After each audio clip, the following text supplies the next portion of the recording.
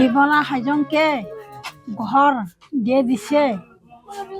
আগে কত কষ্ট করে রয়েছে, হ্যাঁ, এই যেখানে পায় ঘর নাই দৌড় নাই, কত কষ্টে আছে। এখন আমার বাড়িতে আইছে, এখন আমি খাওয়া পড়া দিতাছে, কাপড় লতা দিতাছে। এখন তো এই যে কাছের কামাল ঘর দিছে, এখন তো অনেক আমরা খুশি। এলাকার লোকজন সবাই আমরা খুশি হয়েছি, আমরা খুবই ফুর্তি হয়েছি। আমরা তার জন্য আমরা খুবই আশীর্বাদ করি। বিমলা হাজংকে একটা ঘর দিয়ে দিয়েছেন, অত্যন্ত আমি খুশি। আমাদের কলমাকান্দার একটা সংবাদে উঠে আসে এই অসহায় বিমলা হাজংয়ের কষ্টের চিত্র। সেই চিত্র আমার কাছে যখন আসে তখন আমি আমার নেতা জনাব ব্যারিস্টার কায়সার কামালের দৃষ্টিগোচরে নিয়ে এই বিষয়টা, তারপর উনি এই গড় নির্মাণের জন্য আমাদেরকে বলেন এবং দ্রুত ওনার জন্য গড় নির্মাণ করা হয়।